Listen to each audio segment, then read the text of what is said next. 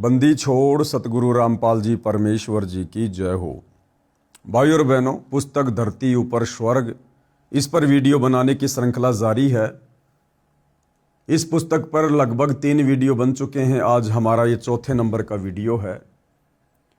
इस पुस्तक को लिखने का और आज वीडियो के माध्यम से आप भाई बहनों को समझाने का केवल एक ही मकसद है कि आखिर धरती के ऊपर स्वर्ग जैसा माहौल कैसे कायम हो, कैसे कलयुग में सतयुग की स्थापना हो, हमारे आचार विचार व्यवहार में दैनिक क्रियाओं में क्या क्या परिवर्तन होना चाहिए जो हम सत्संग के अभाव में नहीं कर पा रहे हैं और हमारी लाख कोशिशों के बावजूद भी धरती पर शांति स्थापना नहीं हो पा रही है। उसके लिए भाई और बहनों, सतगुरु रामपाल जी भगवान हमें बता रहे हैं, समझा रहे हैं कि इसके लिए सबसे पहले आपने अपने घर को, अपने परिवार को स्वर्ग जैसा बनाना पड़ेगा। और घर परिवार केवल धन से, माया से स्वर्ग जैसा नहीं बनता। जिस घर में जितना ज़्यादा धन होगा, जितनी ज़्यादा माया होगी, उस घर में उतनी ही ज़्यादा अशांति होगी, टेंशन होगी। घर स्वर्ग बनेगा परमात्मा की सत भक्ति से, शास्त्र अनुकूल साधना से, और शास्त्र अनुकूल साधना मिलेगी तत्वदर्शी संत की शरण में आने से। और आज धरती पर एकमात्र तत्वदर्शी संत, पूर्ण संत, या यूं कह लीजिए संत रूप में परमात्मा केवल सतगुरु रामपाल जी हैं। इनकी शरण में आने के बाद, इनके उपदेश को ग्रहण करने के बाद, इन्हीं के आशीर्वाद से हमारी दैनिक क्रियाओं में परिवर्तन हो सकता है।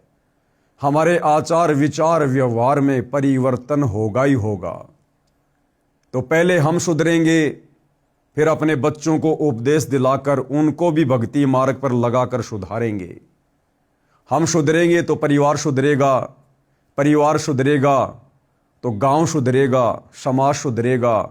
और इस प्रकार से पूरी पृथ्वी पर जिस दिन घर घर में सतगुरु रामपाल जी के द्वारा दी जा रही शास्त्र अनुकूल भक्ति होने लगेगी, तो भाई और बहनों, ऑटोमेटिक इस पृथ्वी का माहौल सतयुग जैसा होगा, स्वर्ग जैसा होगा।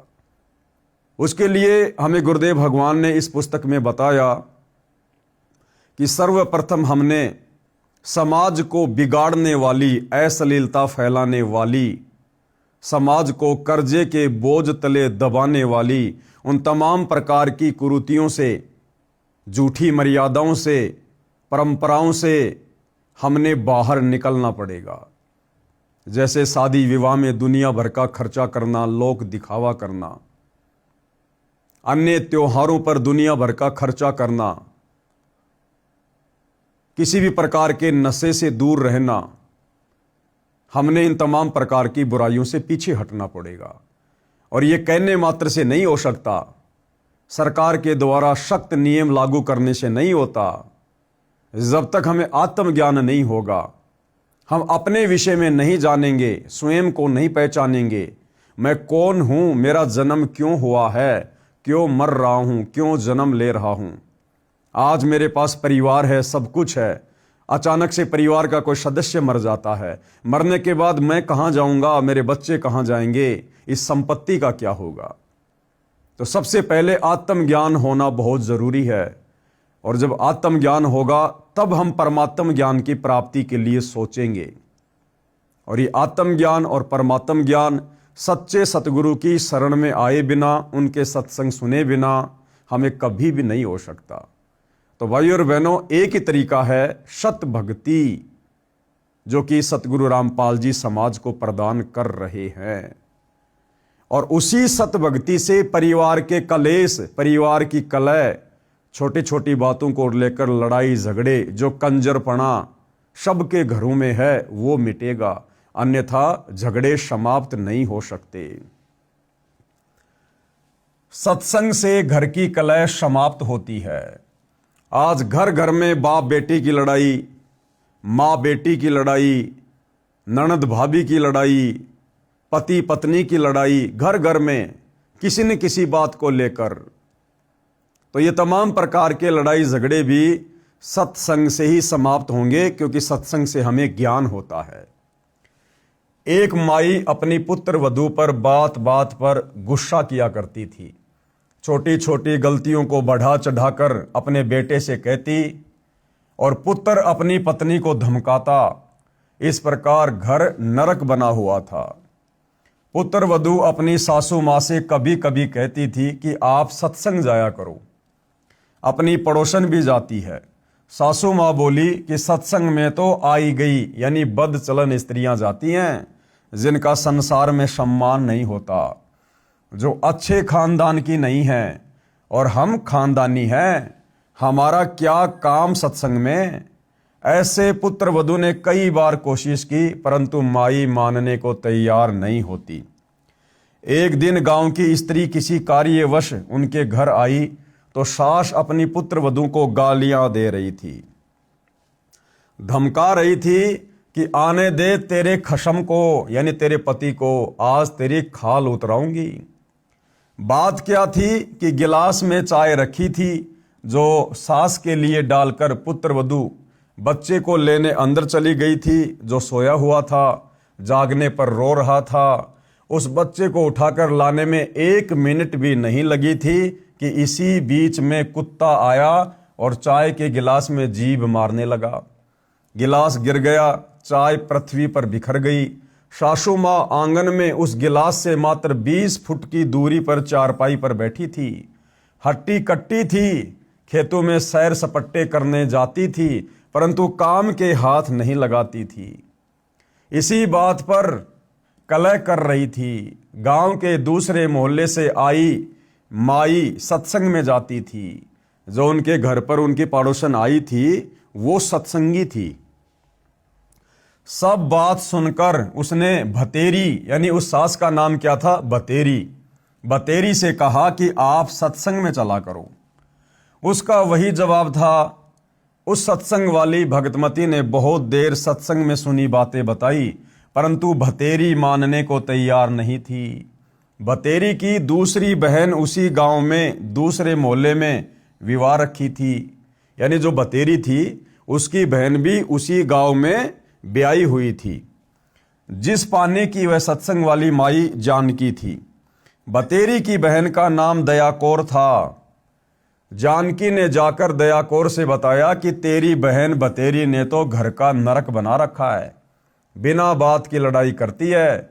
मैं कल किसी कार्यवश गई थी, एक चाय का गिलास कुत्ते ने गिरा दिया, उसी का महाभारत बना रखा था। दया कौर भी जानकी के कहने से सत्संग सुनने गई थी और दीक्षा ले ली थी। जानकी ने कहा कि उसको जैसे तैसे एक बार सत्संग में ले चल। जब तक संतों के विचार सुनने को नहीं मिलते तो व्यक्ति व्यर्थ की टेंशन यानी चिंता स्वयं रखता है तथा घर के सदस्यों को भी चिंता में रखता है। दया कौर अगले दिन अपनी बहन के घर गई। किसी बहाने भतेरी को अपने घर ले गई। वहां से कई अन्य औरतें सत्संग में जाने के लिए जानकी के घर के आगे खड़ी थी। वे दया कौर को सत्संग में चलने के लिए कहने उसके घर गई। वहां उसकी बहन भतेरी को देखकर उसे भी कह सुनकर साथ ले गई। भतेरी ने जीवन में प्रथम बार सत्संग सुना। आश्रम में कैसे स्त्री पुरुष रहते हैं सब आंखों देखा तो अच्छा लगा। जैसे अनाप शनाप सुना करती थी वैसा आश्रम में कहीं देखने को नहीं मिला। सत्संग में बताया गया कि कई व्यक्ति अपनी बहन, बेटियों, बहुओं तथा अन्य स्त्रियों को सत्संग नहीं भेजते और ना स्वयं जाते हैं। वे कहते हैं कि हमारे सत्संग में जाने से घर की इज्जत का नाश हो जाएगा, हमारी बहू बेटियां बदनाम हो जाएंगी। उनको विचार करना चाहिए कि जब सत्संग में न आने से परमात्मा के विधान का ज्ञान नहीं होता कि भक्ति न करने वाले स्त्री पुरुष अगले जीवन में महान कष्ट भोगते हैं। सूक्ष्म वेद में बताया है कि जो मनुष्य शरीर प्राप्त करके भक्ति नहीं करते उनको क्या क्या हानि होती है। कबीर हरि के नाम बिना नारी कुतिया हो, गली गली भोकत फिरे टूक न डाले कोई। संत गरीबदास जी की वाणी से बीबी पर्दे रहे थी। बीबी यानी वो घर की औरतें, वो पर्दे में रहा करती थी। जैसे राजा महाराजाओं की बहन बेटियां, स्त्रियां, कुछ समय पहले तक ठाकुरों की बहन बेटियां, स्त्रियां वो घर के अंदर रहा करती थी। वो पुरुष उन स्त्रियों को घर से बाहर नहीं निकलने दिया करते थे। कोई भी कार्य खेतों का या घर का स्त्रियों से नहीं करवाते थे। ये तो हमने भी देखा है भाई और बहनों। जब हम छोटे छोटे थे, हमारे गांव के पास में एक ठाकुरों का गांव था। जब हम किसी कार्यवश वहां जाते थे तो वो ठाकुर खुद ही गाय भैंस का गोबर खेतों में डाल के आते थे।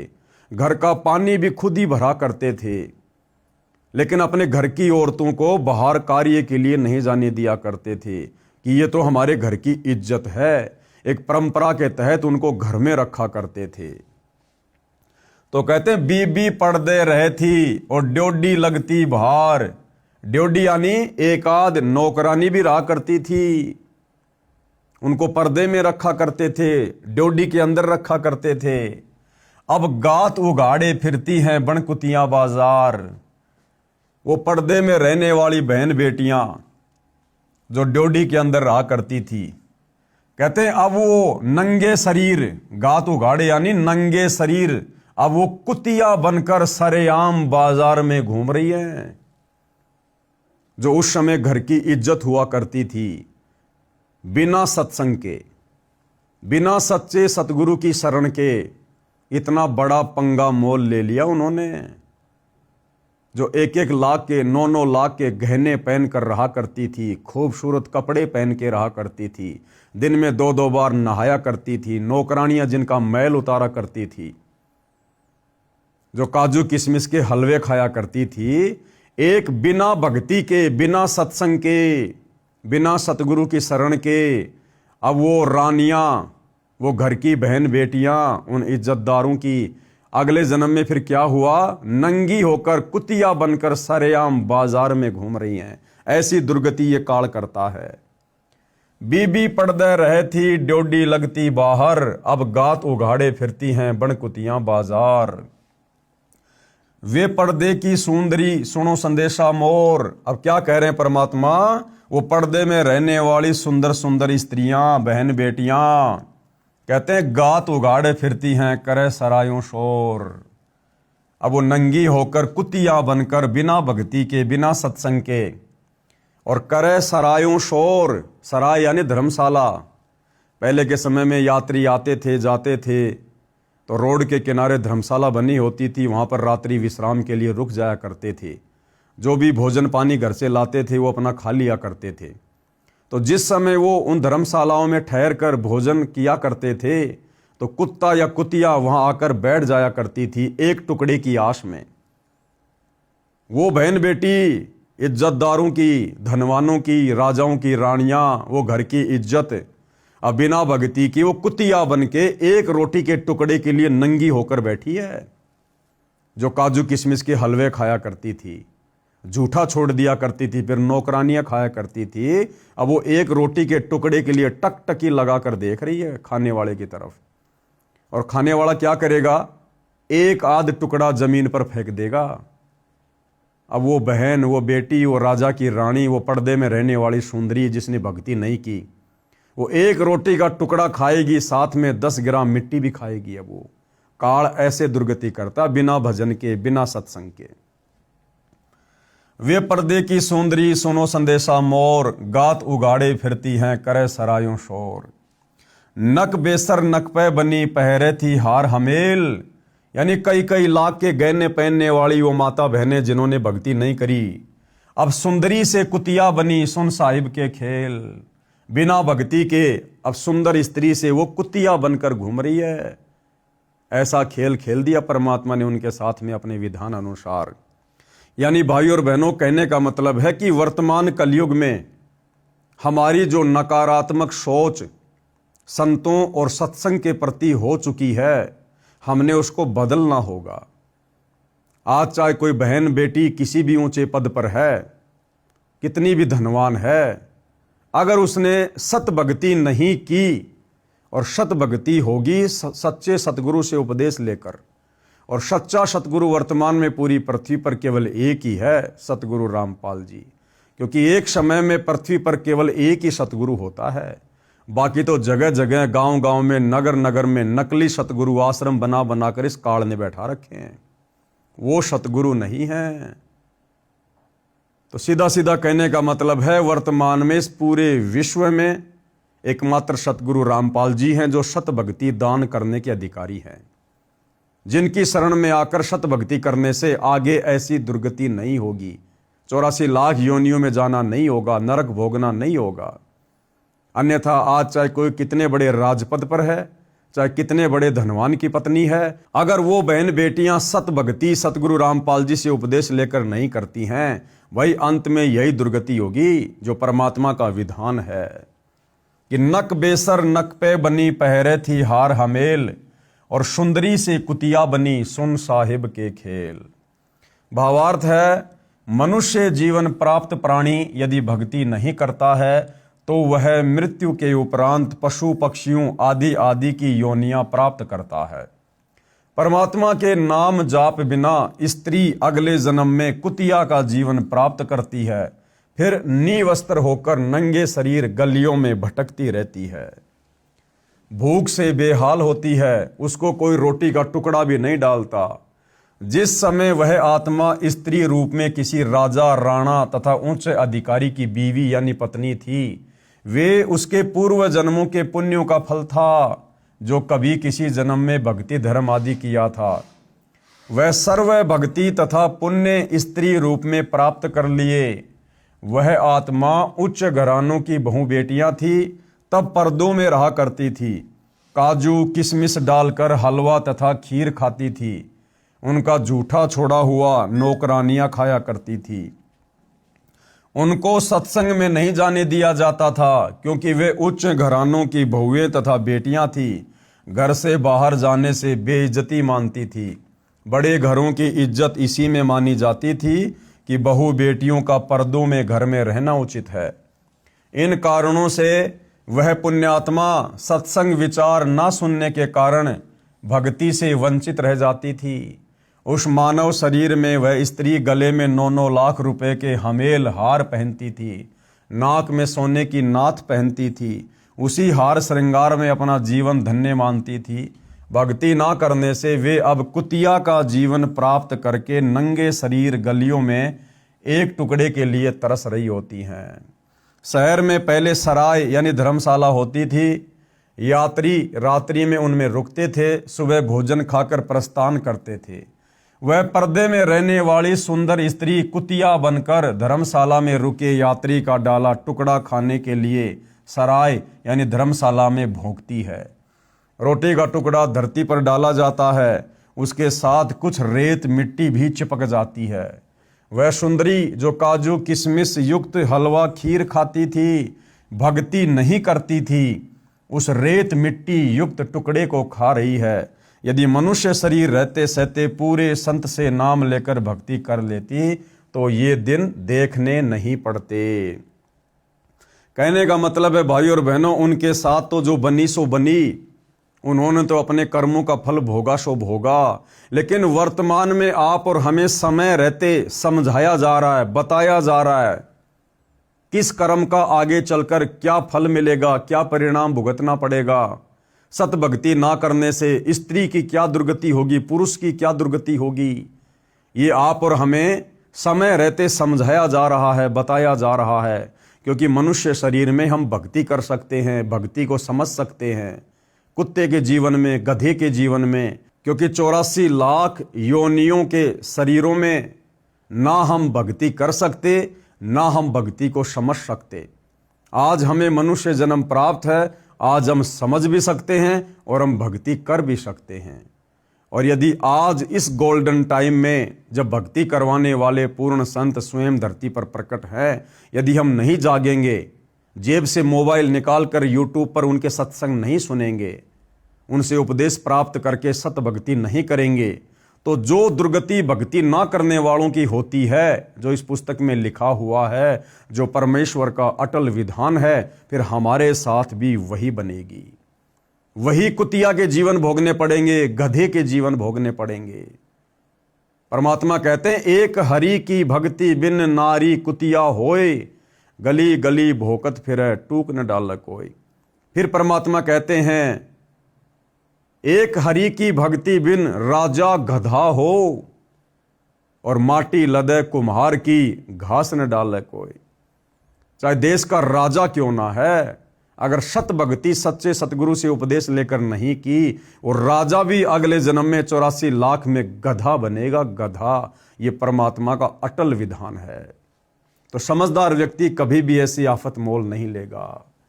कबीर हरि के नाम बिन राजा ऋषभ हो, ऋषभ यानी गधा खच्चर, और माटी लदे कुम्हार के घास न डाले कोई।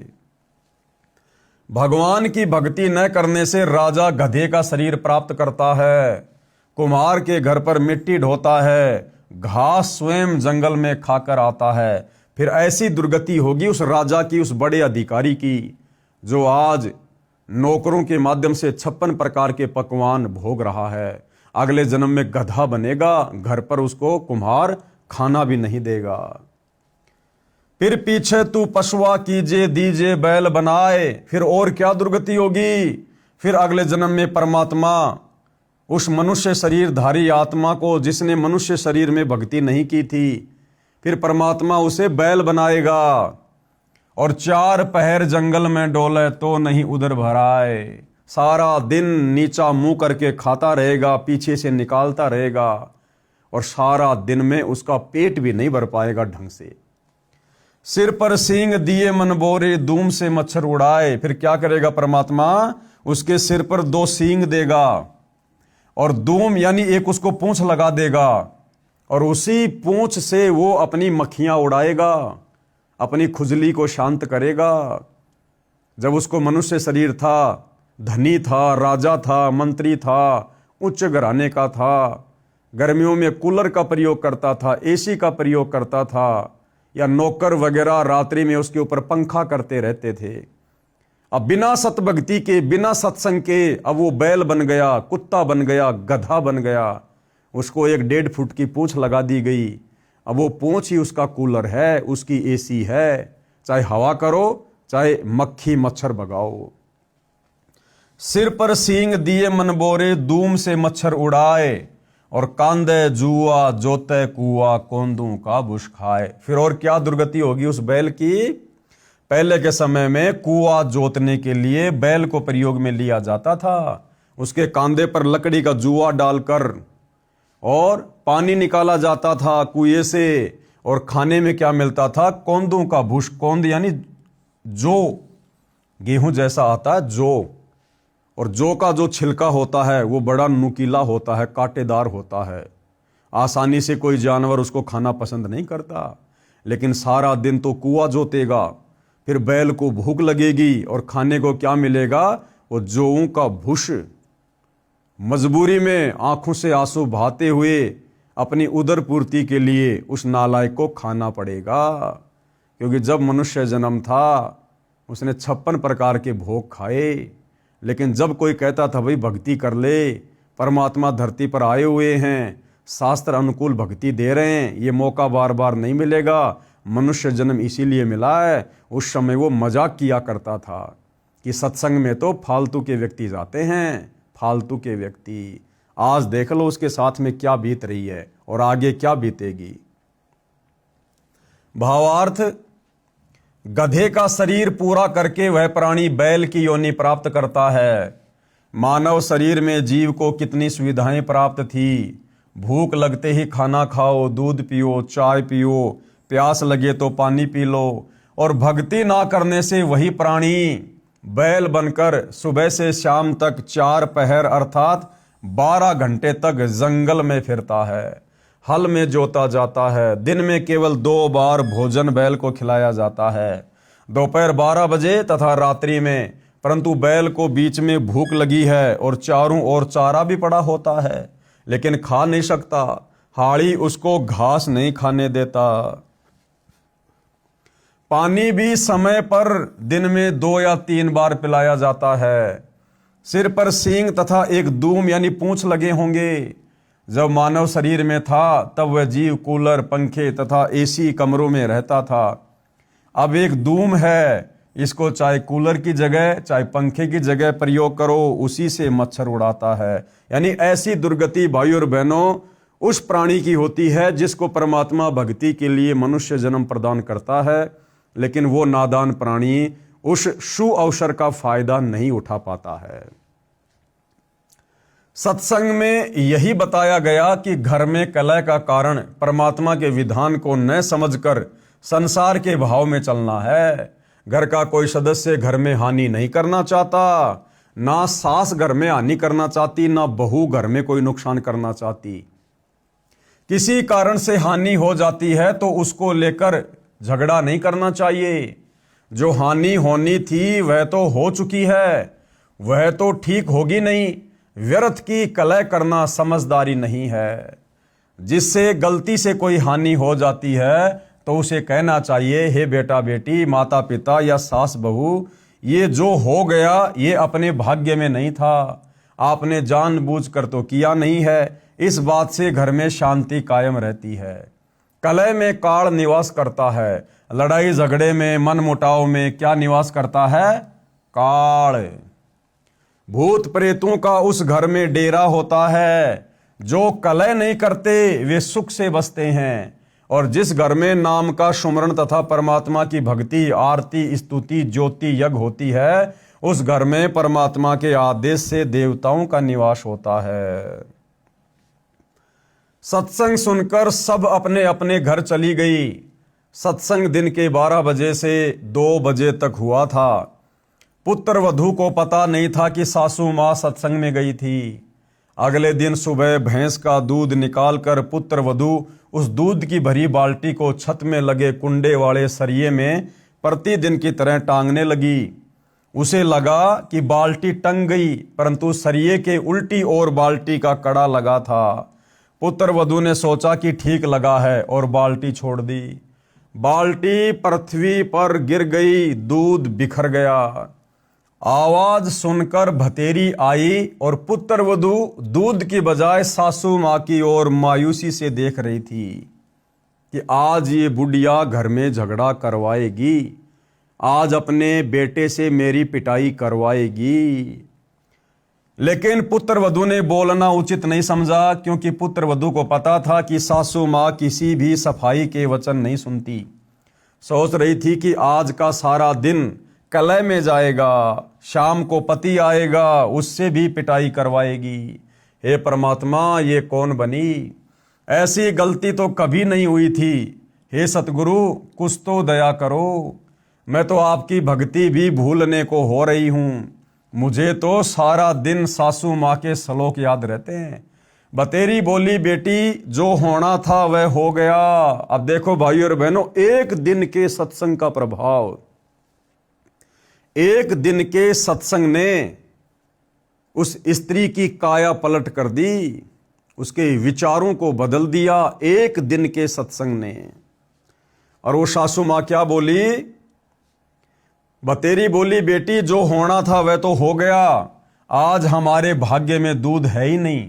चिंता ना कर, इस दूध को ऊपर से हाथों से बाल्टी में डालकर भैंस को पिला दे।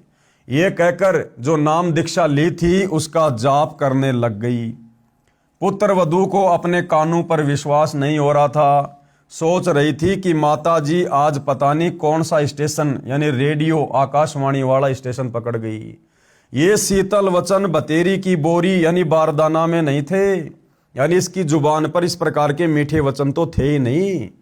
इसमें खड़ भरी थी, आसपास से निकलती थी तब भी बड़बड़ की झल निकलती थी। पुत्र वधू का नाम निशा था। वह सोच रही थी, निशा आज निशा में तेरी बुरी होगी दशा। निशा का मतलब रात्रि भी होता है। तो उसने क्या सोचा कि हे निशा, आज निशा यानी रात्रि में तेरी बुरी होगी दशा, यानी रात को इसका बेटा आएगा, ये अपने बेटे को बढ़ा चढ़ाकर बात कहेगी और इसका बेटा आज तेरी पिटाई करेगा। निशा की सोच थी कि मेरे पति को बताएगी। वह माता की बात सुनकर मेरी कुछ नहीं सुनता, अच्छी बुरी कहेगा, सारा दिन और रात्रि रोने में जाएगी। निशाने धरती पर पड़ा, दूध बाल्टी में डालकर भैंस को पिला दिया। बाल्टी धोकर रख दी, बतेरी आई और बोली कि बेटी रोटी खा ले। चिंता मत कर बेटी, मैं कल मेरी बहन दया कौर के साथ दिन में सत्संग में गई थी। मेरी तो आंखें खुल गई। मैं तो बहुत कलहारी बनी हुई थी, यानी झगड़ालू थी। बेटी हो सके तो क्षमा कर देना। पीछे हुआ सो हुआ, आगे से अपनी बेटी को पलकों पर रखूंगी। मेरी असली बेटी तो तू है। जन्मी बेटी तो अगलों की थी, वह चली गई, अपना दुख सुख साझा है। मेरी तो एक दिन के सत्संग ने आंख खोल दी बेटी। अगले रविवार को आप भी चलना, मैं भी चलूंगी। धीरे धीरे बेटे निशा के पति को भी ले चलेंगे। लड़के ने भी दीक्षा ले ली और घर स्वर्ग बन गया। इस प्रकार से भाइयों और बहनों, ये पृथ्वी स्वर्ग बनेगी, सतयुग जैसा माहौल होगा। यदि सत्संग सुनकर, सतगुरु से उपदेश लेकर हमने उनके वचनों को अपने ऊपर लागू नहीं किया, उन सत्संग रूपी वचनों पर अमल नहीं किया, तो भी भाइयों और बहनों किसी प्रकार का कोई बदलाव नहीं होगा। सत्संग भी लेना पड़ेगा, उपदेश भी लेना पड़ेगा, और सत्संग में बताई गई बातों को हमने अपने ऊपर धारण करना पड़ेगा, अमल करना पड़ेगा। जब हमारी क्रिया चेंज होंगी, हमारे आचार विचार व्यवहार में बदलाव आएगा, तो सामने वाला भी उससे प्रभावित होगा। विवेचन, इस पुस्तिका में सर्वप्रथम बताया गया है कि कर्म से सुख व कर्म से दुख होता है। पूर्व के जन्मों में किए अच्छे बुरे कर्मों के कारण सुख स्वर्ग तथा दुख नरक होता है। दुख का कारण पाप होता है। जैसे पैर में कांटा लग जाता है तो पीड़ा होती है। पीड़ा कांटे के कारण होती है। यदि कांटा निकाल दिया जाए तो दर्द बंद हो जाता है, क्योंकि दुख कांटे के कारण था। इसी प्रकार पूर्ण परमात्मा कबीर जी की भक्ति करने से पाप नाश यानी समाप्त हो जाता है, जीव सुखी हो जाता है। वह भक्ति करने की विधि व मंत्र दास के पास है। कौन कह रहे हैं? सतगुरु रामपाल जी। क्या कह रहे हैं? कि दुख दूर करने की, जीवन रूपी सफर में जो दुख रूपी कांटे तुम्हें लगे हुए हैं उनको निकालने की भक्ति विधि इस संसार में केवल सतगुरु रामपाल जी के पास है, और किसी साधु संत महात्मा आचार्य शंकराचार्य के पास नहीं है। जिससे आपको परमात्मा सुखी कर देगा, साधक का पाप नष्ट हो जाएगा और घर स्वर्ग बन जाएगा। कहने का मतलब भाइयों और बहनों, आप और हमने भी सतगुरु के वचनों पर अमल करना होगा, सतगुरु की शिक्षाओं पर चलना होगा। तब जाकर भाइयों और बहनों हमारा परिवार स्वर्ग होगा, और हमारे से प्रभावित होकर, हमारे आचार विचार से प्रभावित होकर दूसरे लोग भी सत्संग ग्रहण करेंगे। और यदि हमने सतगुरु से उपदेश ले रखा है, सालों साल बीत गए हैं, हमारे आचार विचार व्यवहार में, बोलचाल में, उठने बैठने में, निगाह दृष्टि में किसी प्रकार का कोई परिवर्तन नहीं आया है, तो भाइयों और बहनों उस घर में भूत प्रेतों का वास होगा, सतगुरु का वास नहीं होगा। उस घर में इसी प्रकार से कलह मची रहेगी, उस परिवार में इसी प्रकार से आपत्तियां आती रहेंगी, जाती रहेंगी। कहने का मतलब है हमने सत्संगों पर अमल करना चाहिए, जिस प्रकार से भतेरी ने किया। अब वेदों में क्या प्रमाण है? वेद भी इस बात के गवाह हैं। प्रमाण के लिए पढ़िए यजुर्वेद अध्याय 8 के मंत्र 13 की फोटोकॉपी, जिसका अनुवाद आर्य समाज प्रवर्तक महर्षि दयानंद सरस्वती जी द्वारा किया गया है। अनुवादक ने परमात्मा को सबका उपकारक मित्र कहा है। वास्तव में सच्चा साथी परमात्मा ही है। जिंदे जी भी साथी और मृत्यु के बाद भी मित्र रहता है। इस संसार के सब नाते यहीं तक हैं। इस वेद मंत्र में स्पष्ट है कि अपने भगत या भगतमती के ऐनस यानी घोर से घोर पाप को भी परमात्मा नाश यानी खत्म कर देगा, जिससे सुख प्राप्त होता है। ये वेद मंत्र भाइयों और बहनों आप जीव के समक्ष है, देख लेना, पढ़ लेना। ये संस्कृत भाषा है, और इसी संस्कृत भाषा का शुद्ध हिंदी में अनुवाद करने के कारण बहुत सारे जो अपने आप को संस्कृत के ज्ञाता मानते हैं, पंडित मानते हैं, वो लोग कहा करते थे कि आपके गुरुजी संत रामपाल जी को तो संस्कृत भी नहीं आती, फिर वो संस्कृत के मंत्रों का अनुवाद कैसे कर सकते हैं। तो एक भगत ने कहा कि पंडित जी, भगवान उसी को तो कहते हैं जिसको संस्कृत भी नहीं आती, और फिर भी संस्कृत के उन मंत्रों का अनुवाद कर दिया जिनका अनुवाद सही तरीके से आज तक हमारे शंकराचार्य भी नहीं कर पाए। तो गुरुदेव भगवान भी कभी कभार चुटकी ले लेते हैं हंसी मजाक में। तो गुरुदेव भगवान क्या कह रहे हैं, एक छोटा सा सत्संग इसी श्लोक के ऊपर। ना पढ़न मावे है इसमें और परमात्मा ने सिंपल लैंग्वेज में लिख रखी है सारी ये बातें, वो ना पढ़न दीन हमारे ताई, लेकिन अब इसलिए ये पढ़ने जरूरी हो गए। क्या लिखा है, देव कर्तस्य एनस्य अवैजनमसी। एक बार ना नो बोले थारे गुरुजी ने पढ़ना चाहता है ना, वो के संस्कृत बताओगे, इवन पढ़ना सीख लिया। देखो, देव कर्तस्य एनस्य अवैजनमसी लेब के कर लोगे, मनुष्य कर्तस्य एनस्य अवैजनमसी, पितर कर्तस्य एनस्य अवैजनमसी, आत्म कर्तस्य एनस्य अवैजनमसी, एनस्य एनस्य अवैजनमसी। ओहो, एनस्य एनस्य माने घोर पाप का विनाश करने वाले। अभी नहीं के अनुवाद को दिखाते ना, मारा लें तन्यों के नहीं, इसने आप पर बना लिया हो। तो भाई और बहनों, ये परमात्मा हैं, ये जानी जान हैं, सर्वज्ञ हैं, सभी भाषाओं के जनक हैं। और संस्कृत भाषा तो छोड़िए, 84 लाख योनियों में सूक्ष्म जीव से लेकर और हाथी तक जितने भी जीव जंतु हैं, ये परमात्मा तो सबकी भाषा, उनके अंतर्मन की भाषा को भी जानने वाला है। तो क्या कहा गया है इस मंत्र में, हे सबके उपकारक करने वाले मित्र, यानी सबका भला करने वाले परमात्मा। मित्र शब्द यहां महर्षि जी ने परमात्मा के लिए संबोधित किया है कि ये सबका भला करने वाले परमात्मा, आप दान देने वाले के, एनस यानी अपराध के विनाश करने वाले हो, यानी आप घोर से घोर पापों का नाश करने वाले हो। साधारण मनुष्यों के किए हुए अपराध के विनाश करने वाले हो। पिता के किए हुए विरोध आचरण के अच्छे प्रकार हरने वाले हो। अपने किए हुए पाप के दूर करने वाले हो। अधर्म के नाश करने हारे हो, यानी घोर से घोर पापों के भी नाशक हो। जानता हुआ मैं जो कुछ भी अपराध करता हूँ, अधर्माचरण किया या करता हूँ या करूँ, अनजान में जो कुछ भी किया करता हूं वह करूं, उस सब दुष्ट आचरण के दूर करने वाले आप हो। अब आगे क्या बताया जा रहा है, भक्ति करने से दुख समाप्त हो जाते हैं, कार्य सिद्ध होते हैं।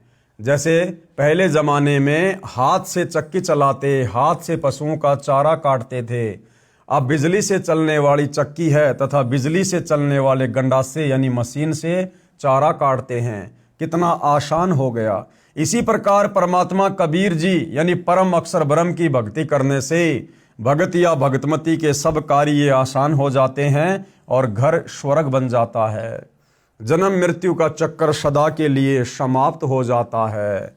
सबसे बड़ा लाभ क्या है कि परमात्मा की सत भक्ति सच्चे सतगुरु से लेकर करने से, मर्यादा में रहकर आजीवन धर्म कर्म करने से हमारी जन्म और मृत्यु का संकट भी टल जाता है, जो कि सबसे ज़्यादा पीड़ा का कारण है, सबसे ज़्यादा दुख का कारण है, जन्म और मृत्यु। जब तक जन्म और मरण समाप्त नहीं होगा, हमारे दुखों का नाश नहीं होगा। आज मान लीजिए हम मनुष्य शरीर में हैं, थोड़ा बहुत हमें सुख प्राप्त है, सत भक्ति नहीं की, जन्म मरण का रोग नहीं मिटा, कल को लग 84 योनि में जाएंगे, पशु पक्षियों के जीवन भोगेंगे। और आप जी देख ही रहे हैं भाई और बहनों, गधे कुत्ते सुअर कीट पतंग मक्खी मच्छर कितना कष्ट में जीवन जीते हैं। तो सतगुरु सत भक्ति करने वाले साधकों को जब तक वो इस लोक में रहेंगे जिएंगे, तब तक भी उन्हें किसी प्रकार का कोई दुख नहीं होने देगा। और मरने के बाद परमेश्वर उन्हें अपने शवलोक सतलोक में लेकर जाएंगे, जहाँ जाने के बाद फिर जन्म और मृत्यु नहीं है, बुढ़ापा नहीं है, कष्ट नहीं है। तो कितना बड़ा फायदा भाई और बहनों। फिर किसी ने सवाल किया, मृत्यु भोज के विषय में आपके क्या विचार हैं?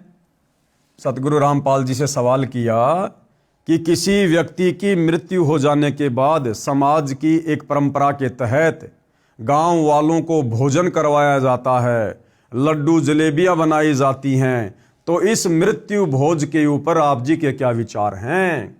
तो गुरुदेव क्या कह रहे हैं? यह व्यर्थ है, यानी बेकार की परंपरा है, हम नहीं करते।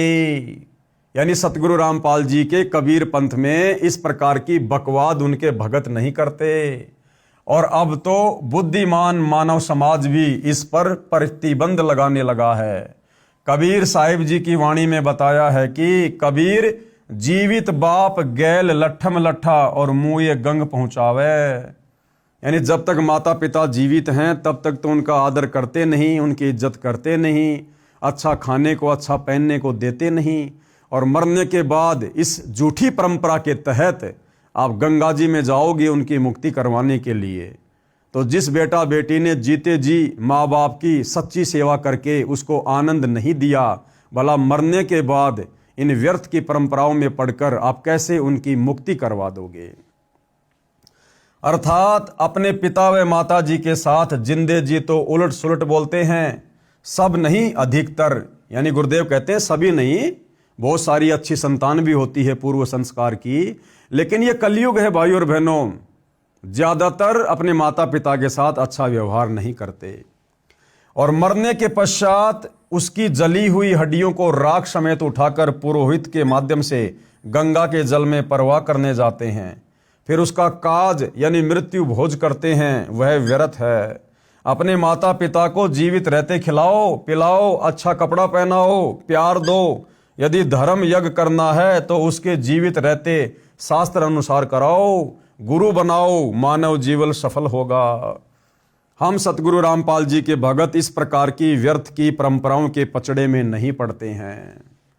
हम इस प्रकार की समाज बिगाड़क और व्यर्थ की खर्चीली परंपराओं का निर्वाह नहीं करते हैं। हम अपने माता पिता से भी भक्ति करवाते हैं, हम स्वयं भी भक्ति करते हैं और सतगुरु के आदेश अनुसार शास्त्र अनुकूल धर्म कर्म करते हैं, जिससे माता पिता की मुक्ति होगी। शास्त्र अनुकूल सत भक्ति बिना आप चाहे कितना ही धर्म कर्म कर लो, कितने पुण्य कर लो, कितने भंडारे कर लो, कितना ही कुछ कर्म कांड कर लो, वो आत्मा 84 लाख योनियों में जाने से नहीं बच सकती है। कबीर गुरु बिन माला फेरते, गुरु बिन देते दान, गुरु बिन दोनों निष्फल है पूछो वेद पुराण। यानी बिना गुरु के दिया गया दान और जपा गया नाम आपको किसी प्रकार से कोई लाभ देने वाला नहीं है। अब बहुत सारे भगत भाई बहन कह देंगे हमारे गुरु जी तो बहुत पहुंचे हुए हैं, उनके तो बहुत सारे आश्रम हैं, लाखों की संख्या में उनके शिष्य हैं, हमारे गुरु जी का ये नाम है, वो नाम है, आचार्य हैं, शंकराचार्य हैं, दुनिया में बोलबाला है। भाई और बहनों, वो सारे के सारे नकली हैं, नकली, सारे के सारे काल के द्वारा भेजे गए हैं। सच्चा सतगुरु पृथ्वी पर एक समय में एक ही होता है, जो नाम दीक्षा देने का अधिकारी होता है, धर्म कर्म करवाने का अधिकारी होता है, सत्संग करने का अधिकारी होता है। बाकी सब काल का जाल है, काल का जाल। तो वर्तमान में सच्चे सतगुरु रामपाल जी की शरण में आकर उनके दिशा निर्देशन में यदि आप दान धर्म करते हैं, नाम मंत्रों का जाप करते हैं, तो भाई और बहनों आपकी वह क्रिया सफल होगी। अन्यथा चाहे देश के चारों शंकराचार्यों को इकट्ठा करके उनके मार्गदर्शन में धर्म कर्म क्यों ना करो, आप नरक जाने से 84 लाख योनियों में जाने से नहीं बच सकते। तो कहते हैं कबीर गुरु बिन माला फेरते, गुरु बिन देते दान, गुरु बिन दोनों निष्फल है पूछो वेद पुराण। कौन सा गुरु? सच्चा गुरु। कबीर राम कृष्ण से कौन बड़ा, उन्हों भी गुरु कीन, तीन लोक के वे धनी, गुरु आगे आधीन। हमें गुरुदेव भगवान समझाना चाहते हैं कि गुरु का इस मनुष्य जन्म में कितना बड़ा महत्व है।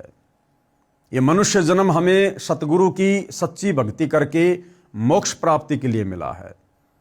और जो व्यक्ति इन बातों को मजाक में लेते हैं, हल्के में लेते हैं कि गुरु बनाने की क्या आवश्यकता है, भक्ति करने की क्या आवश्यकता है, और भक्ति भी करनी होगी हम तो वैसे घर पर कर लेंगे, तो उन आत्माओं के लिए इस वाणी के माध्यम से समझाया गया है कि नादानों, विशेषकर हिंदू समाज के लोग राम और श्री कृष्ण को तो बहुत बड़ा मानते हैं कि तीनों लोकों में उनसे बड़ा तो कोई नहीं है। कहते हैं तुम्हारे रामचंद्र जी ने भी वशिष्ठ जी को गुरु बनाया और ओम मंत्र का जाप किया। तुम्हारे श्री कृष्ण जी ने भी तीन लोक के भगवान ने दुर्वासा ऋषि को गुरु धारण किया, उसके बाद भक्ति शुरू की। फिर आप और हमारे जैसे दो कोड़ी के जीवों की क्या औकात जो बिना गुरु की भक्ति के वैसे मनमुखी रूप से दान धर्म करके नाम का जाप करके और हम मुक्ति प्राप्त कर लेंगे। तो कम से कम अपने भगवानों से शिक्षा ले लो। वो तीन लोक के स्वामी थे, लेकिन उनको भक्ति के विधान का पता था, परमात्मा के संविधान का पता था कि यदि हमने मनुष्य जन्म प्राप्त करके गुरु धारण करके भक्ति नहीं की तो हम वापस विष्णु पद पर नहीं जा सकते, हम सीधे नरक में जाएंगे, लक 84 में जाएंगे। क्योंकि जिसका गुरु नहीं होता उसको विष्णु लोक में एंट्री नहीं होती। अर्थात गुरु बनाए बिना दान करना, नाम जाप करना बेकार है। आप हिंदूजन श्री कृष्ण जी व श्री रामचंद्र जी से बड़ा किसी को नहीं मानते। उन्होंने भी गुरु बनाए। श्री राम जी ने वशिष्ठ ऋषि को गुरु बनाया तथा श्री कृष्ण जी ने दुर्वासा ऋषि को गुरु बनाया।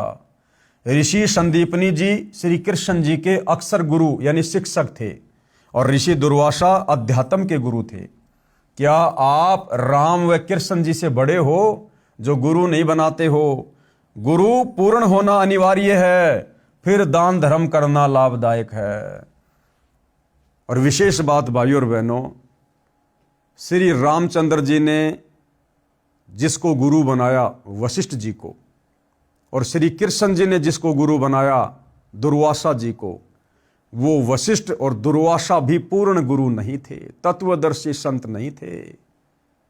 आप और हमारा कितना बड़ा सौभाग्य जो हम पूर्ण सतगुरु की शरण में आ चुके हैं और वर्तमान के विश्व के मानव समाज के स्त्री पुरुषों का कितना बड़ा सौभाग्य जिनको अपने समकालीन धरती पर सच्चा सतगुरु सुलभ है। यदि वे चाहें तो सत्संग सुनकर ज्ञान को आधार बनाकर इस सु अवसर का लाभ उठा सकते हैं, जो सु अवसर त्रेता में द्वापर में श्री राम और श्री कृष्ण जी को भी नसीब नहीं हुआ। आगे क्या कहा जा रहा है कि ये जो प्रसंग है ये धरती ऊपर स्वर्ग का चल रहा है कि धरती के ऊपर स्वर्ग कैसे कायम हो, कैसे स्वर्ग जैसा माहौल धरती पर बने, घर घर में नगर नगर में शांति हो, परमात्मा की भक्ति हो। कैसे होगा ये सब? उसके लिए हमने इस पुस्तक को बहुत ही धैर्य से दिल थाम कर पढ़ना होगा। आप जी से निवेदन है कि इस पुस्तक को दिल थाम कर श्रद्धा के साथ पढ़कर समझकर मुझदास लेखक यानी सतगुरु रामपाल जी के आश्रम में या नामदान केंद्र में आएं और शास्त्रोक्त साधना लेकर अपना तथा परिवार का निःशुल्क कल्याण करवाएं। धरती ऊपर ही स्वर्ग का एहसास करें। यदि इस पुस्तक को पढ़कर फिर भी लोक लाज के कारण इस दलदल में धंसा रहता है, समझदारी नहीं है, जैसे सती प्रथा थी, पति की मृत्यु हो जाती थी तो लोक लाज व कुप्रथा के कारण जवान पत्नी को भी जिंदा जलना पड़ता था। राजा भी इस प्रथा की मार से नहीं बचते थे। महाभारत ग्रंथ में प्रकरण है कि राजा पांडु की मृत्यु के पश्चात रानी माद्री उसके साथ सती हुई थी, यानी जिंदा जलकर मरी थी। राजा पांडु की 2 पत्नियां थी, कुंती तथा माद्री। ये भी तो किसी समझदार पुरुष ने समाप्त करने का बीड़ा उठाया, यानी सती प्रथा को, जो समाज में कुप्रथा थी, उसको भी समाप्त करने के लिए किसी न किसी महापुरुष ने तो बीड़ा उठाया। उसको भी तो कितनी परेशानियों का सामना करना पड़ा होगा, आलोचनाओं का सामना करना पड़ा होगा, निंदा का पात्र बना होगा, लेकिन वो अपने मकसद पर अडिग रहा और अंत में उस कुप्रथा का सत्यानाश हुआ। तो वर्तमान में इस धरती पर सती प्रथा से भी भयंकर प्रथा, ये शास्त्र विरुद्ध साधना जो नकली धर्म गुरुओं ने घर घर में पनपा रखी है, ये जानलेवा बीमारी है। सीधा आपको नरक में ठोकेगी। उस चिता पर तो केवल वो स्त्री एक ही बार जलकर पीड़ा का एहसास करती थी, लेकिन ये शतभक्ति ना करने के कारण आप सीधे लक 84 में जाओगे। गधे, कुत्ते, बैल, हाथी, सूअर के शरीर प्राप्त करोगे और एक बार नहीं, दो बार नहीं, 84 लाख बार मरोगे, 84 लाख बार, और जन्म जन्म ये कष्ट सहन करना पड़ेगा। तो इस भयंकर कुप्रथा का जो हमारे धर्म गुरुओं ने घर घर में फैला रखी है, यानी शास्त्र विरुद्ध साधना, इस शास्त्र विरुद्ध साधना को समाप्त करके शास्त्र अनुकूल साधना आप और हमें प्रदान करने के लिए आज सतगुरु रामपाल जी सन 1994 से संघर्ष कर रहे हैं, और इसी संघर्ष के चलते उनको जेल भी जाना पड़ा। आज 2025 में भी पिछले 10 वर्षों से वे हिसार की जेल में बैठे हुए हैं, लेकिन अपने मकसद से पीछे नहीं हट रहे। जो बीड़ा उन्होंने उठाया है उस पर आज भी अटल है, कायम है, और इसी के चलते उनको आलोचनाओं का शिकार होना पड़ रहा है। दुनिया नासमझी में उनकी निंदा करके पाप की भागी बन रही है। लेकिन भाइयों और बहनों, ये जो बीड़ा सतगुरु रामपाल जी ने उठा रखा है, ये पूरे विश्व के मानव समाज के हित में है, पूरे विश्व के मानव के कल्याण के हित में है।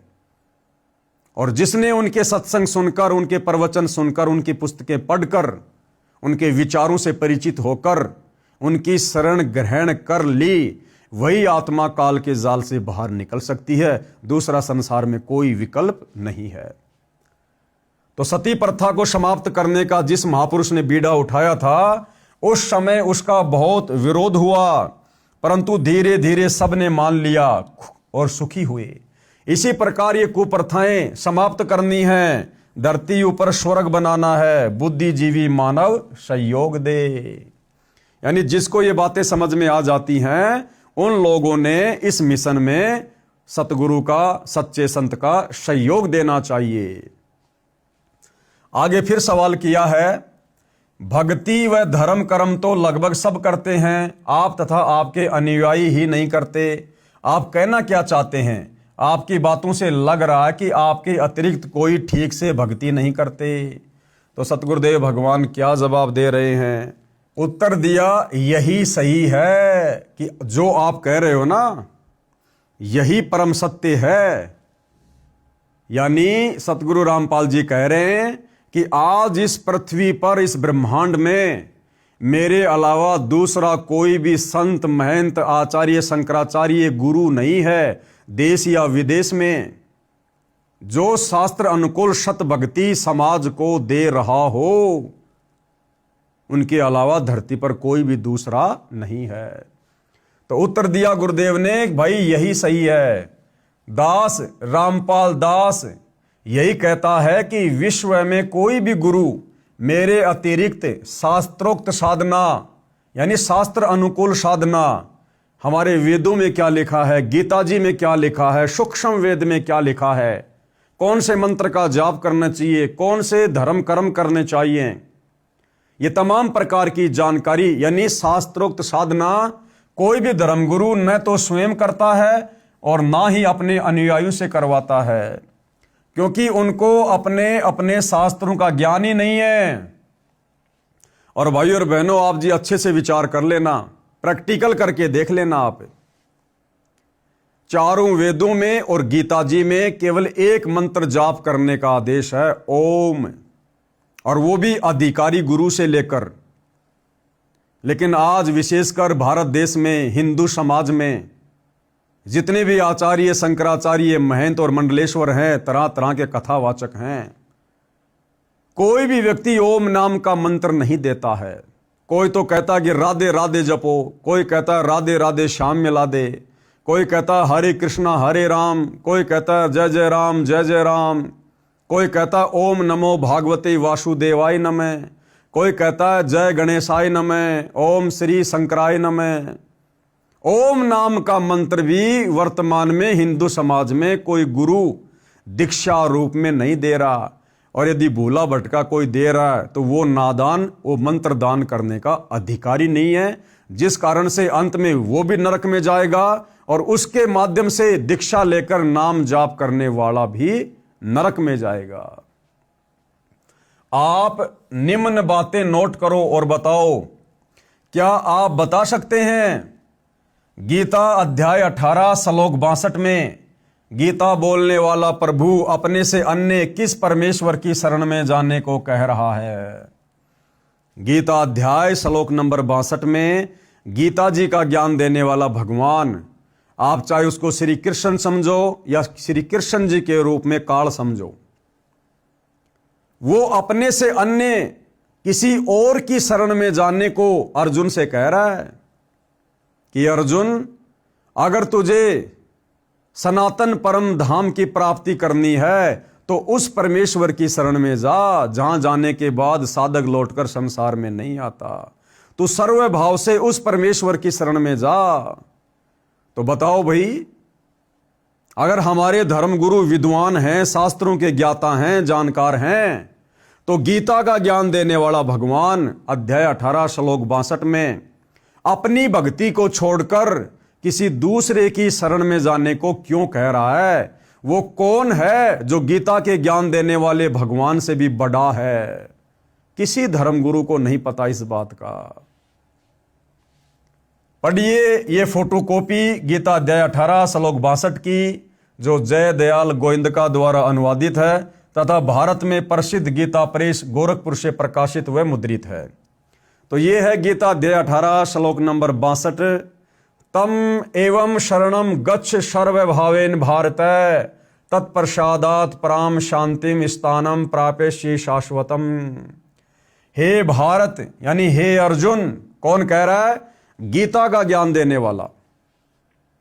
चलो आपकी बात को बड़ा करते हैं। हिंदू समाज के अनुसार गीता का ज्ञान श्री कृष्ण जी ने दिया। श्री कृष्ण जी कौन थे? स्वयं श्री विष्णु भगवान।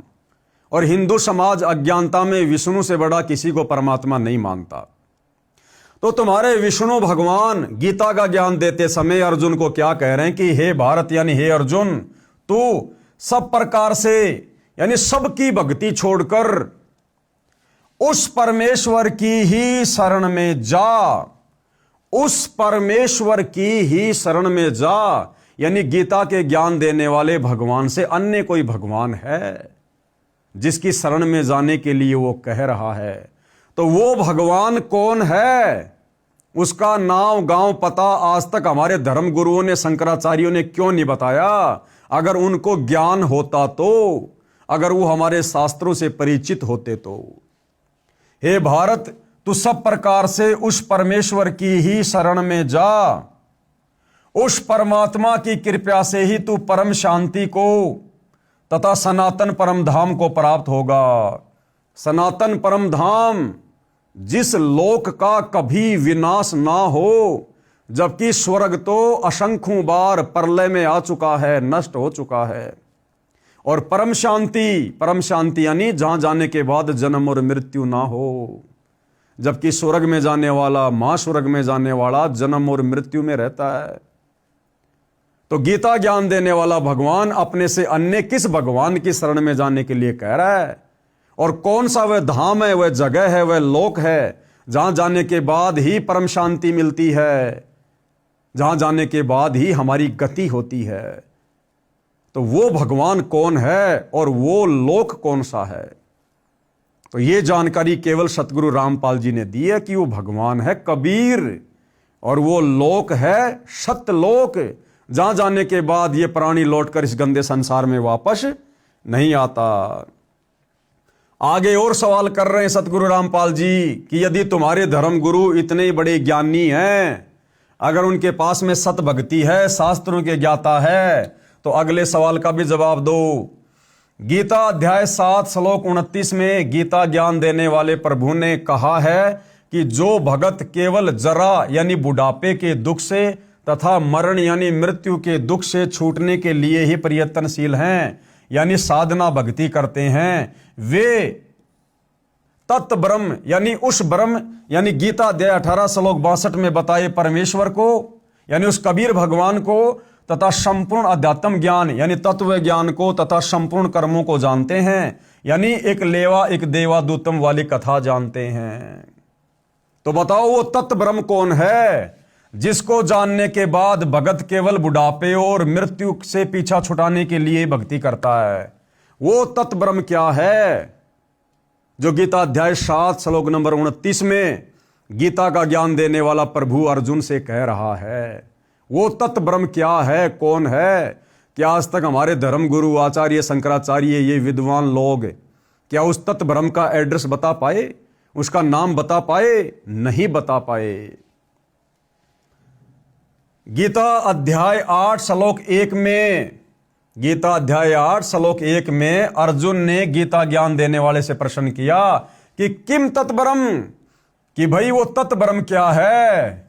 वो तत्ब्रह्म क्या है जिसके बारे में पता चलने के बाद भगत केवल बुढ़ापे और मृत्यु से बचने के लिए ही प्रयत्न करता है? तो अर्जुन ने सवाल किया गीता अध्याय 8 श्लोक 1 में, अर्जुन ने गीता ज्ञान देने वाले से प्रश्न किया कि किम तत्ब्रह्म, तत्ब्रह्म क्या है जिसके विषय में आपने गीता अध्याय 7 श्लोक 29 में कहा है? फिर इसका उत्तर गीता ज्ञान बताने वाले भगवान ने आपके अनुसार श्री कृष्ण जी ने गीता जी अध्याय 8 श्लोक नंबर 3 में जवाब दिया और कहा वह परम अक्षर ब्रह्म है। कौन है वो सर्वश्रेष्ठ परमात्मा? परम अक्षर ब्रह्म, सर्वश्रेष्ठ परमात्मा, कबीर देव, कबीर अग्नि, कबीर अमित ओझा, कबीर साहेब, वो परमात्मा जिसकी शरण में जाने के लिए गीता ज्ञानदाता अध्याय 18 श्लोक 62 में कह रहा है। तो हमारे धर्म गुरु आज तक हमारे को क्यों नहीं बता पाए, क्यों नहीं पढ़ा पाए? अगर उनको ज्ञान था तो। फिर इसी प्रसंग को आगे बढ़ाते हुए गीता ज्ञान देने वाले ने गीता के इसी अध्याय 8 श्लोक 5, 7 तथा 8, 9, 10 में स्पष्ट कर दिया है। श्लोक 5 और 7 में क्या कहा कि जो पुरुष यानी जो भगत अंत काल में मुझको ही सुमरण करता हुआ शरीर को त्याग कर जाता है वह मेरे साक्षात रूप को प्राप्त होता है, इसमें कुछ भी संशय नहीं है। गीता अध्याय 8 श्लोक 5 यानी गीता ज्ञान देने वाला आपके अनुसार श्री कृष्ण, और यह तत्व ज्ञान होने के बाद हमारे अनुसार श्री कृष्ण जी के शरीर में प्रवेश करके काल बोल रहा है कि जो व्यक्ति मेरी साधना करता है, मेरे ओम नाम का जाप करता है, वो अंत समय में मुझ काल को ही प्राप्त होता है और मेरे ब्रह्मलोक में जाता है, और ब्रह्मलोक में कुछ दिन सुख भोगने के बाद फिर गधा कुत्ता सुअर बनने के लिए नीचे आता है। और फिर हे कुंती पुत्र, अंत काल में मनुष्य यानी साधक जिस जिस भी भाव को यानी इष्ट को सुमरण करता हुआ शरीर का त्याग करता है उस भाव को ही प्राप्त होता है, क्योंकि वह सदा उसी के भाव में भावित हो रहा है। गीता अध्याय 8 श्लोक नंबर 6 कि अंत काल में यह प्राणी जिसको भी अपना इष्ट मानकर उसका सुमरण करता हुआ शरीर छोड़ता है उसी के लोक में जाता है। तो गीता जी में तो भाई अगर गीता जी के अनुसार भी भक्ति की जाए तो केवल काल तक की भक्ति है, काल तक की, ब्रह्म तक की भक्ति है। इस ब्रह्म का ओम नाम का जाप है। ये खुद गीता अध्याय 8 श्लोक नंबर 13 में कह रहा है कि अर्जुन मेरा तो केवल एक ओम नाम का जाप है। ओम इति एक अक्षर ब्रह्म व्यवहारण माम अनुसमरण ये परियाति तजन देहम सयाति परमाम गतिम, कि मेरे ओम नाम की साधना अंतिम श्वास तक, शरीर छोड़ते समय तक जो साधक इसका जाप करता है वो मेरे ब्रह्म लोक में जाता है। और फिर गीता अध्याय 8 श्लोक नंबर 16 में कह दिया कि मेरे ब्रह्म लोक में गया हुआ प्राणी भी पुनरावृत्ति में है, यानी जन्म और मरण में है। फिर क्या कहा है, इसलिए हे अर्जुन तू सब समय में निरंतर मेरा सुमरण कर और युद्ध भी कर। इस प्रकार मुझ में समर्पित भाव से युक्त होकर तू निसंदेह मुझको ही प्राप्त होगा, यानी काल को ही प्राप्त होगा।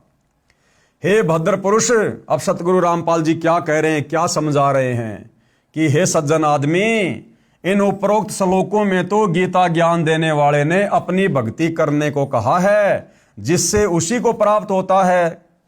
फिर गीता अध्याय 8 के ही श्लोक 8, 9, 10 में उस परम अक्षर ब्रह्म की, उस तत्व ब्रह्म की, अपने से अन्य भगवान की भक्ति करने को कहा जिसके विषय में ऊपर बताया गया है। गीता अध्याय 8 श्लोक नंबर 8, 9, 10। ये गीता अध्याय 8 श्लोक नंबर 8, 9, 10 में गीता का ज्ञान देने वाला भगवान अपने से अन्य उस तत् ब्रह्म, उस परम अक्षर ब्रह्म की भक्ति करने की सलाह दे रहा है। अगर तुम्हारे गीता ज्ञान देने वाले भगवान की भक्ति सर्वश्रेष्ठ होती, अगर गीता ज्ञान देने वाले भगवान की भक्ति से पूर्ण मोक्ष होता, जन्म मरण का झंझट छूटना होता, 84 लाख योनियों के झंझट से जीव आत्मा का बचना होता, तो भला फिर गीता अध्याय 8 श्लोक नंबर 8, 9, 10 में गीता का ज्ञान देने वाला भगवान अपने से अन्य उस परम अक्षर ब्रह्म की शरण में जाकर उसकी भक्ति करने की सलाह क्यों दे रहा है? क्या बताया कभी हमारे धर्म गुरुओं ने, संस्कृत के विद्वानों ने? कभी नहीं बताया। तो क्या खाक के विद्वान थे वो लोग? अब पढ़िएगा गीता अध्याय 8 श्लोक नंबर 8, 9, 10। इसमें क्या लिखा हुआ है?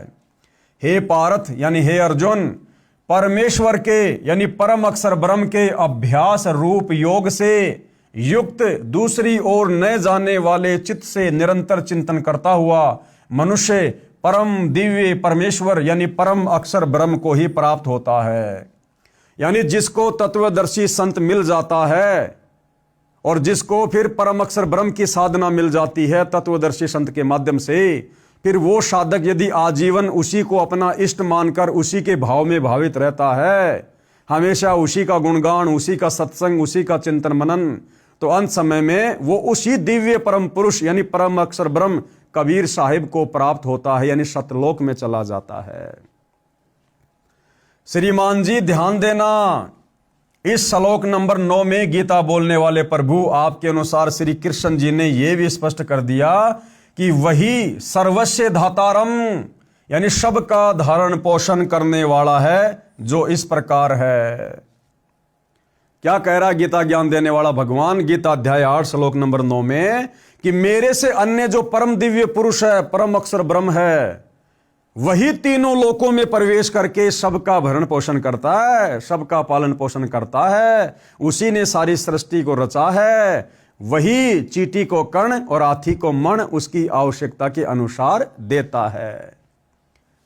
जो अनादि यानी सबसे पहले वाला परमात्मा, सबके नियंता यानी सबको उत्पन्न करने वाला, सबका पालन पोषण करने वाला, सूक्ष्म से अति सूक्ष्म सबके धारण पोषण करने वाले, अचिंत्य स्वरूप सूर्य के सदृश प्रकाशमान, अज्ञान से अति परे शुद्ध सच्चिदानंद घन परमेश्वर का सुमरण करता है। गीता अध्याय 8 श्लोक नंबर 9।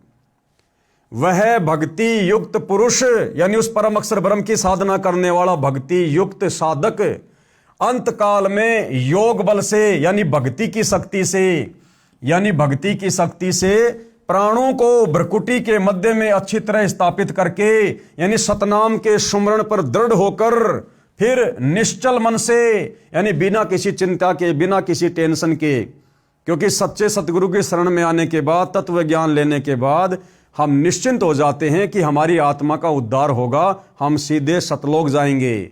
अंत समय में हमारा मन इस तत्व ज्ञान आधार से भटकेगा नहीं। फिर निश्चल मन से सुमरण करता हुआ उस मेरे से अन्य दिव्य पुरुष यानी परम अक्षर ब्रह्म यानी परमेश्वर यानी कबीर देव को ही प्राप्त होता है। हे जेंटलमैन, क्या आपको व आपके धर्म गुरुओं को उस परमेश्वर परम अक्षर ब्रह्म का पता है? वह कौन है जिसकी शरण में जाने से परम शांति तथा सनातन परम धाम यानी सतलोक प्राप्त होता है? तो जेंटलमैन ने क्या कहा? कभी सुना ही नहीं, गीता तो रोज पढ़ता हूं, आज आंखें खुली हैं। कहता मैं तो रोज गीता पढ़ता था महाराज जी, लेकिन आज तक कभी किसी ने बताया नहीं, समझाया नहीं। अब जब आप बता रहे हो तो सच्चाई मेरी आंखों के सामने घूम रही है, मेरी तो आज आंख खुली है। तो भाई और बहनों, फिर ये हमारे धर्म गुरु काहे के विद्वान, काहे के पंडित, इन्होंने एक कुप्रथा, शास्त्र विरुद्ध साधना, भक्ति के गलत नाम घर घर में इन्होंने पठा दिए हैं। अब सतगुरु रामपाल जी ने उस शास्त्र विरुद्ध कुप्रथा का जड़ से सत्यानाश करना है और सत भक्ति सबके घर में प्रवेश करवाकर इस धरती को स्वर्ग समान बनाना है। तो उसमें आप और हम भगत भाई बहनों का विशेष तौर पर सहयोग होना चाहिए। ऐसा ना हो कि हम ही पाखंड करने लग जाएं। इसलिए हमने तो सत भक्ति मर्यादा में रहकर करनी है, साथ में हमने पूज्य गुरुदेव भगवान का सहयोग भी करना है, इस ज्ञान को फैलाकर लोगों को जागरूक करके। पढ़िए उपरोक्त गीता जी के सर्व श्लोकों की फोटोकॉपी। ये गीता अध्याय 7 श्लोक नंबर 29 की फोटोकॉपी है। जरा मरण मोक्षाय माम आश्रिते यतन्ति ये ते ब्रह्म तत्विदु कृत्स्नम अध्यात्म कर्म च अखिलम। यानी जो मेरे शरण होकर जरा और मरण से छूटने के लिए यत्न करते हैं, वे पुरुष उस ब्रह्म को, संपूर्ण अध्यात्म को तथा संपूर्ण कर्मों को जानते हैं। यानी जो व्यक्ति बुढ़ापे के कष्ट से और मृत्यु की पीड़ा से दुखी होकर उस तत्व ब्रह्म की ही साधना करते हैं, भगवान की भक्ति करते हैं, वो उस तत्व ब्रह्म से परिचित होते हैं। यानी इस संसार में केवल वही व्यक्ति बुढ़ापे के कष्ट से और मृत्यु की पीड़ा से परिचित होकर सत भक्ति करते हैं, मोक्ष प्राप्ति की चाहत रखते हैं, जो उस तत्व ब्रह्म से परिचित हो जाते हैं। अन्यथा किसी को पता ही नहीं मोक्ष क्या होता है। सब लोग अपनी उदर पूर्ति के लिए, घर में थोड़े बहुत सुख शांति के लिए ही भक्ति को केवल एक माध्यम बना रखा, साधन बना रखा है। मोक्ष तो बहुत दूर की बात है। मोक्ष के लिए भक्ति वो करेंगे जिनको तत्वदर्शी संत मिलता है, जिनको तत्व ज्ञान मिलता है। तो क्या कहा गया इस श्लोक में कि जो व्यक्ति जरा यानी बुढ़ापा और मरण यानी मृत्यु, इसके दुख से, पीड़ा से परिचित होकर जो मोक्ष प्राप्ति के लिए भक्ति करते हैं, समझो वे व्यक्ति उस तत्व ब्रह्म से, परम अक्षर ब्रह्म से, कबीर भगवान से परिचित हो चुके हैं। तो फिर गीता अध्याय 8 श्लोक नंबर 1 में अर्जुन ने पूछा कि भाई फिर वो तत्व ब्रह्म कौन है जिसके विषय में आप कह रहे हो कि जो व्यक्ति जरा और मरण के दुख से परिचित होकर केवल मोक्ष के लिए भक्ति करता है, वही उस तत्व ब्रह्म से परिचित होता है। तो वो तत्व ब्रह्म कौन है? तो अर्जुन क्या सवाल कर रहा है? किम तत्व ब्रह्म किम अध्यात्म किम कर्म पुरुषोत्तम अधिभूतम च किम प्रोक्तम अधिदैवम किम उच्यते। इस प्रकार भगवान के वचनों को न समझकर अर्जुन बोले, हे पुरुषोत्तम, यानी हे श्री कृष्ण, क्योंकि अर्जुन तो उसे कृष्ण ही मान रहा था, लेकिन कृष्ण के शरीर में प्रेत की तरह प्रवेश करके उस समय काल बोल रहा था। तो अर्जुन अपनी समझ के आधार से उसे पुरुषोत्तम कह रहा है, जबकि वो पुरुषोत्तम नहीं है। हे पुरुषोत्तम, वह ब्रह्म क्या है आप जिसके विषय में कह रहे हो कि वो तत्व ब्रह्म, तो वो तत्व ब्रह्म क्या है? अध्यात्म क्या है? कर्म क्या है? अधिभूत क्या कहा गया और अधिदैव किसको कहते हैं? तो इसका जवाब गीता ज्ञान देने वाले ने गीता अध्याय 8 श्लोक नंबर 3 में कहा, अक्षरम ब्रह्म परमम स्वभाव अध्यात्म उच्यते भूत भाव द्वैक्रम विसर्ग क्रम संचितज्ञ। इस प्रकार अर्जुन के प्रश्न करने पर श्री भगवान बोले, अर्जुन परम अक्षर ब्रह्म है। यानी गीता ज्ञान देने वाले ने कहा था गीता अध्याय 7 श्लोक नंबर 29 में कि जो व्यक्ति जरा और मरण के दुख से परिचित हो जाता है और मोक्ष प्राप्ति के लिए जो प्रयत्न करता है, समझो वो तत्व ब्रह्म से परिचित है। तो अर्जुन ने अध्याय 8 श्लोक 1 में सवाल किया कि वो तत्व ब्रह्म क्या है, वो भक्ति क्या है, वो कर्म क्या है? तो उसका जवाब गीता अध्याय 8 श्लोक नंबर 3 में देते हुए गीता ज्ञानदाता क्या कह रहा है कि वो परम अक्षर ब्रह्म है। अक्षरम ब्रह्म परमम, वो परम अक्षर ब्रह्म है भाई।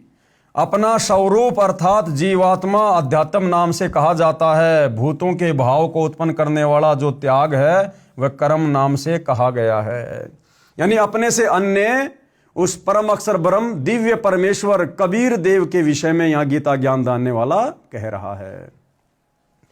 फिर गीता अध्याय 8 श्लोक नंबर 5 की फोटोकॉपी, अंत काले च माम एवं शमरन मुक्तवा कलेवरम ये प्रयाति स मद्दावम याति न अस्ति अत्र संशय।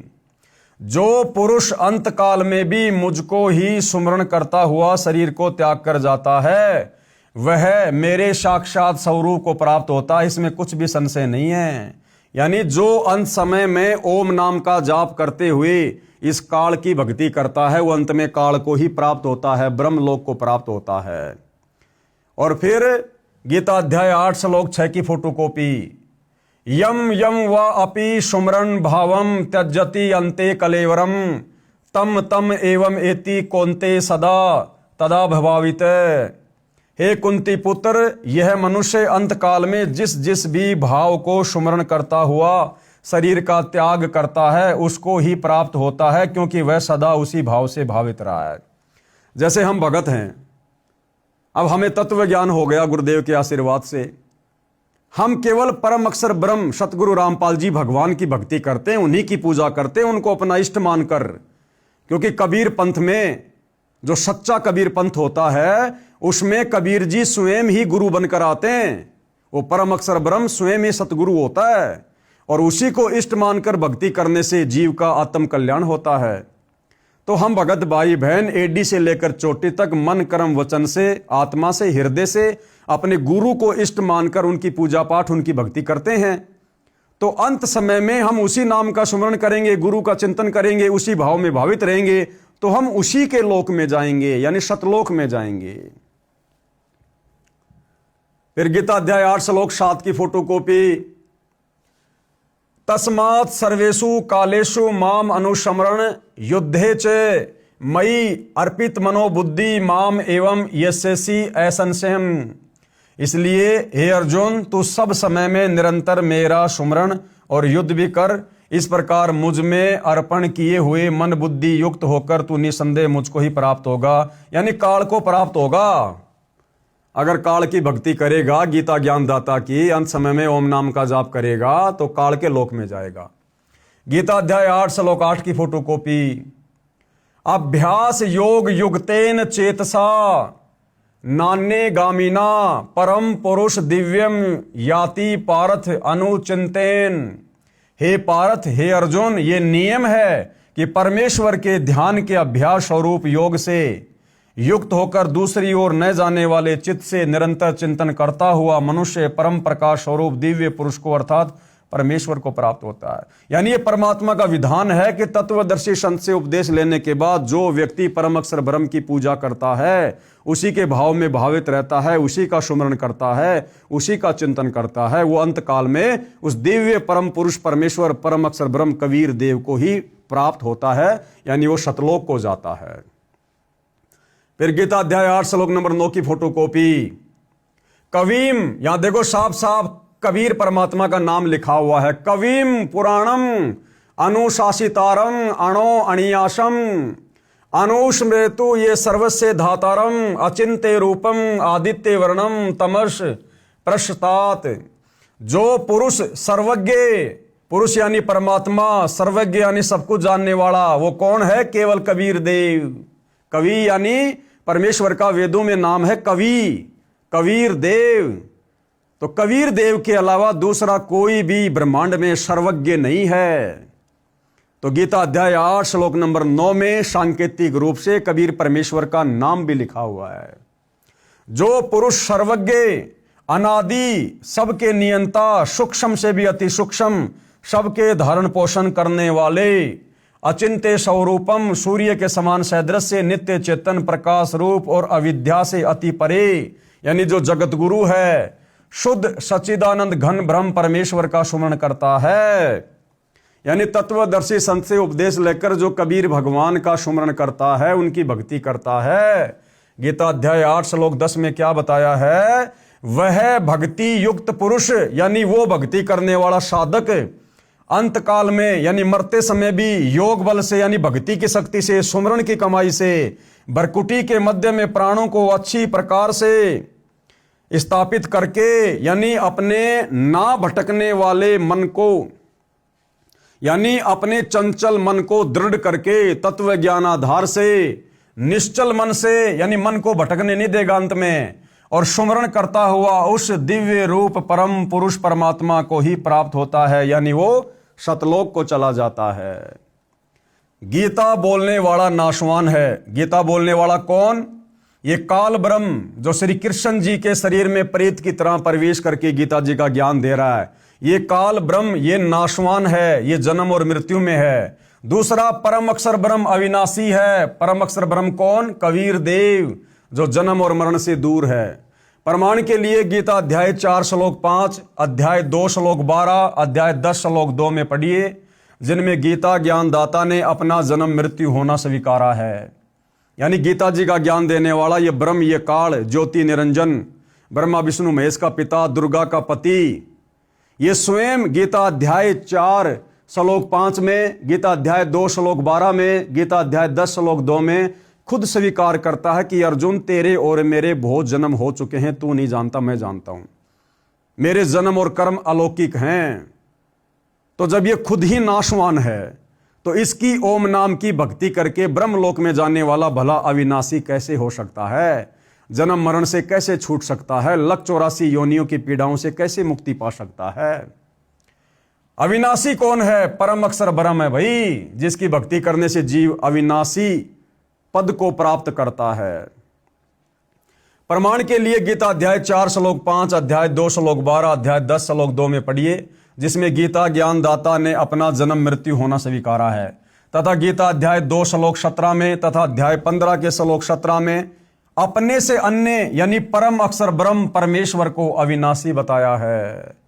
गीता अध्याय 2 श्लोक 17 में, गीता अध्याय 15 के श्लोक 17 में गीता ज्ञान देने वाले काल ब्रह्म ने अपने से अन्य उस परम अक्षर ब्रह्म को अविनाशी बताया है, सबका नियंता, सबका धारण पोषण करने वाला बताया है, और उसी की शरण में जाने की सलाह साधक यानी अर्जुन को दे रहा है। गीता अध्याय 18 श्लोक 62 में उसी की शरण में जाने को गीता बोलने वाला आपके अनुसार श्री विष्णु जी ने कहा है। तो भैया श्री विष्णु जी फिर अविनाशी कहां हुए? परम पुरुष कहां हुए? सारी सृष्टि के मालिक कहां हुए?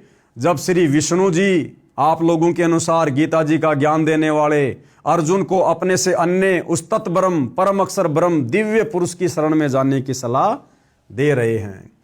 वह परमेश्वर यानी परम अक्षर ब्रह्म कौन है, कैसा है, उसकी शरण कैसे प्राप्त होती है, ये जानने के लिए पेज नंबर 48 पर लिखे फोन नंबरों पर SMS करके पुस्तकें मंगा कर पढ़िए, जो आगे आप जी को मिलेंगे। कृपया पढ़े फोटोकॉपी उपरोक्त श्लोकों की। गीता अध्याय 2 श्लोक 12 की फोटोकॉपी, जिसमें गीता ज्ञान देने वाला काल ब्रह्म अपनी जन्म और मृत्यु के विषय में बातें कर रहा है कि मैं अविनाशी नहीं हूं। न तू एवं अहम, कि अर्जुन ना ही तो तू और ना ही मैं, जातु न आसम न तवम न इमे जनाधिपा, न च एवं न भविष्याम सर्वे वयम अतः परम। न तो ऐसा ही है कि मैं किसी काल में नहीं था। देखो गीता ज्ञानदाता क्या कह रहा कि अर्जुन, ना तो ऐसा है कि मैं किसी काल में नहीं था, अर्थात मैं भी हर समय जन्म लेकर आता हूं, अथवा तू नहीं था, अर्थात तू भी जन्म और मृत्यु में है, तू भी बार बार जन्म लेता है और मरता है। और न ही ऐसा है कि इनमें आगे हम सब नहीं होंगे, और ना ऐसा है कि हम आगे भी नहीं जन्मेंगे या नहीं मरेंगे, हम आगे भी जन्मेंगे और मरेंगे। फिर गीता अध्याय 4 श्लोक 5 की फोटोकॉपी, इस पर श्री भगवान बोले यानी गीता ज्ञान देने वाला बोला, हे परंतप अर्जुन, मेरे और तेरे बहुत से जन्म हो चुके हैं। आपकी आंखों के सामने है भाइयों और बहनों, किसी प्रकार की कोई मिलावट नहीं, कोई झूठ नहीं। ये गीता प्रेस गोरखपुर से प्रकाशित और जय दयाल गोविंदका जी द्वारा अनुवादित गीता है। आप जी इसको मंगवा कर पढ़ सकते हैं, खरीद कर पढ़ सकते हैं। शब्दा शब्द यहां पर लिखा हुआ है, और हमारे धर्म गुरु सदियों से हमारे को पढ़ा रहे थे, ना खुद समझ पाए ना हमें समझा पाए, ना खुद का जन्म मरण समाप्त किया ना हमारे पूर्वजों का करवा सके। गीता ज्ञान देने वाला आप लोगों के अनुसार श्री कृष्ण कहो चाहे श्री विष्णु कहो, खुद क्या कह रहा है कि हे परंतप अर्जुन, मेरे और तेरे बहुत से जन्म हो चुके हैं। अब भैया जिसका जन्म है उसकी मृत्यु भी है, और जो जन्म और मरण के चक्कर में है वो फिर भगवान कहां हुआ?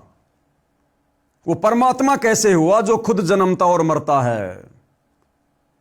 तो गीता ज्ञान देने वाला अविनाशी नहीं है, ये नाशवान है, और इसकी भक्ति से मोक्ष नहीं है।